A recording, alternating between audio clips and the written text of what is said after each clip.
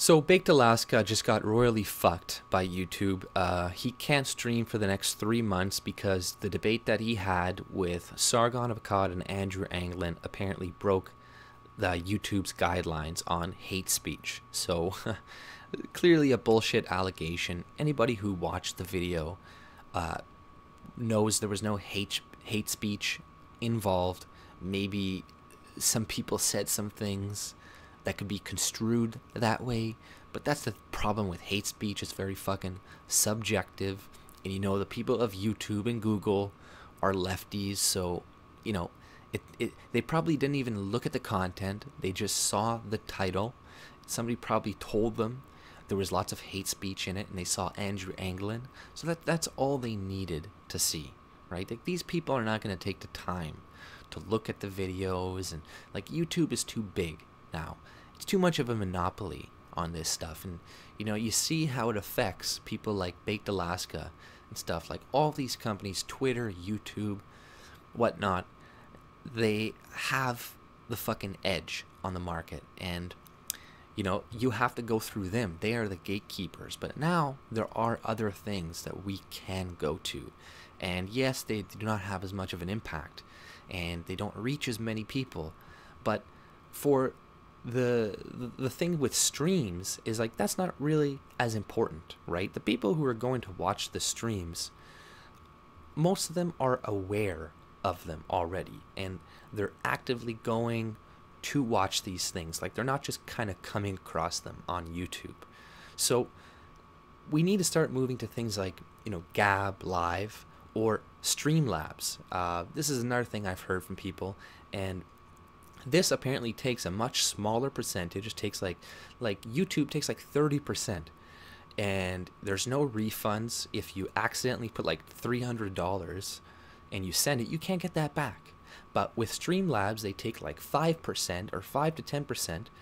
You do it through PayPal, and you can get a refund if you really don't like, if you made a mistake or whatever. You can get refunds. So this is a much better solution, and you see what the monopoly does. Like, YouTube, they're taking 30% because there is not a competitor. So this is why we need to go to other things, to show YouTube, to show these other people that, hey, if you don't fucking give us a fair shake, we're gonna go someplace else. They're gonna get all that fucking stream money. And we need to start doing this more and more. So hopefully Baked Alaska continues having streams, but just does it on Streamlabs, does it somewhere else. We need bigger people to start going on these sites, and we need them to start using it. We cannot let these people have this monopoly. Like, I really do not want to get the government involved to make these things public utility. It would be much better to just have some type of free market thing and have competition, right? So this would be a much better option. So, like, it's fucking shitty what happened to him, right? But maybe it's for the best. Maybe it will work out in the end, because now YouTube is not going to get that money. 30% is a big chunk. If you're making 10K, 5,000 off of a live stream, like, that's a good chunk of money. This is they could be making a lot more money than what they're making off of their ads, right? But eventually they're going to, I think, scale back on their censorship once the whole ad business kind of dries up, because it's just a matter of time before the AdSense and these things do not work anymore, and they won't be viable. So it is better to go through a crowdsourcing fund, selling merchandise, doing these sorts of things instead of depending on a middleman. Cut out the middleman, and it will be better for all of us. And I really don't even want to look at the Twitter accounts of like Jeff Holiday or Dusty Smith, Vadim Newsquick, because I know they're going to be happy about this. They're going to be like, yes, this is what you get for hosting the alt-right, and this is what you bigots get, right? But this is eventually going to affect them too, and this will probably make them happy in the short term, but eventually all of their shit is going to be demonetized as well. They're going to get a lot of strikes once people like Baked Alaska and whatnot are all off of the platform, because it's not going to stop with them. It's not like they're going to be like, oh, okay, we got all these guys off now, let's end it. It's like, no, they're going to coming after you, Jeff, you Dusty, like you Kraut, because you like these guys are fools, because they don't understand that the majority of normies, the majority of people out there think we're all the same.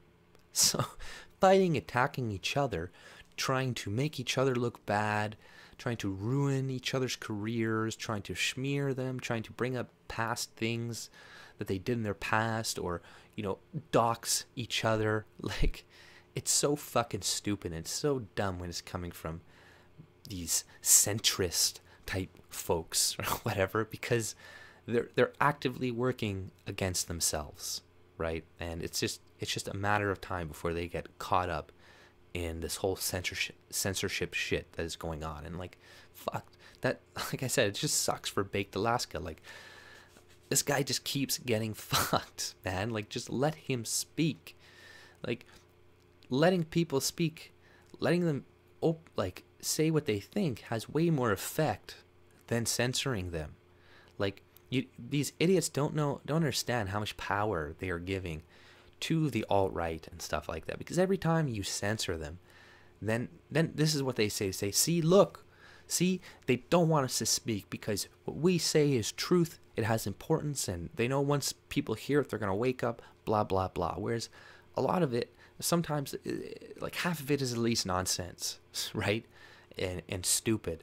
So, you know, you would take away a lot of people's power by letting them speak. You know, we all know if we let a fucking Islamist on stage saying how he feels about women, how he feels about gays, you know, in front of a whole crowd of liberals, and let him speak honestly, like, people would be turned off. They'd be disgusted. They could not believe in the lie of Islam is a religion of peace, right? So we, like, you know, maybe, but that's the thing. It's like, I think that the government, you know, the deep state, whatever the fuck you want to call it, like, they know what they're doing. They know, like, they're not stupid, you know, like the things that I'm saying, like, hey, censorship is not good. It drives up hate. It drives up extremism.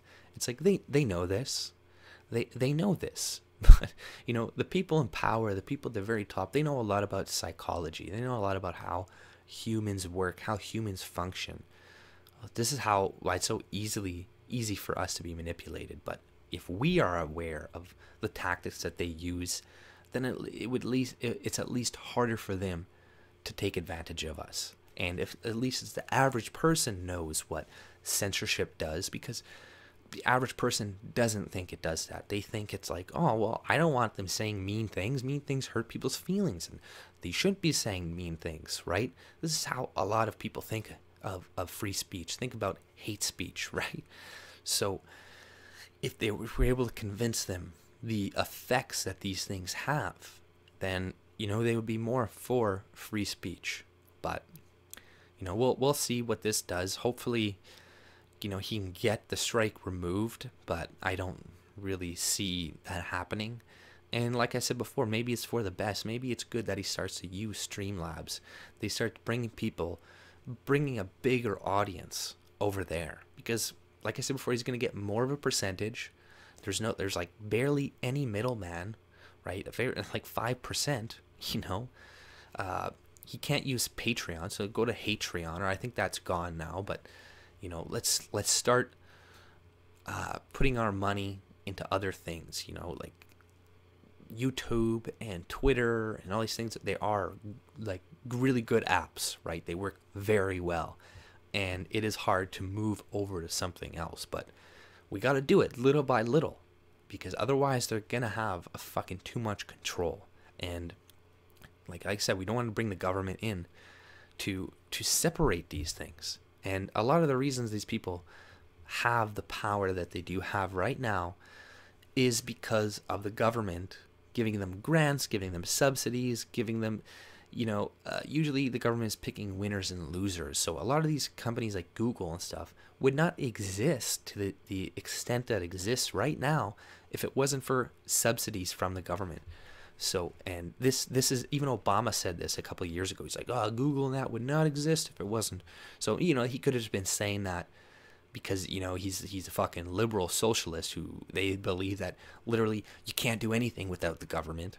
But this is true as well. If you look into it, you see how much subsidies a lot of these companies get, like Amazon, like Jeff Bezos, and these fucking monopolies. They are made monopolies by the government. So this is why in most of my videos I try to tell people, we need to move to a smaller government system. I'm not saying go full anarchist, but we need to move to less government, because if the government did not give all these people money, then they wouldn't have such an advantage on companies like Gab, companies like Mines, these companies that do not get the benefits that they get. So this, if we were for smaller government, we'd have so many more options. These companies would not be able to take advantage of us like they are taking advantage of us now. This is why it kind of pisses me off when people are like, oh, well, it's the free market, for YouTube. It's like, yeah, I agree to some extent, but how did they become a monopoly? That is a better question. How did they get to that position? Because if you look at it and they got to that position through government handouts, then in my opinion, it's like no, fuck you, fuck the free market in that situation. Because you're like, no, you got a hand up compared to everybody else. So we need to either stop giving you this money, or go and make it a fucking public utility, which I really do not want to do ever. But it seems like it's going to be moving towards that way unless we start to use other things and popularize other things. So Baked Alaska, you're going to be at the top of this. You're going to be one of the first people that needs to branch out and needs to start making these sites more popular. But that's all I pretty much had to say. If you like my content, subscribe and have a good day. See ya.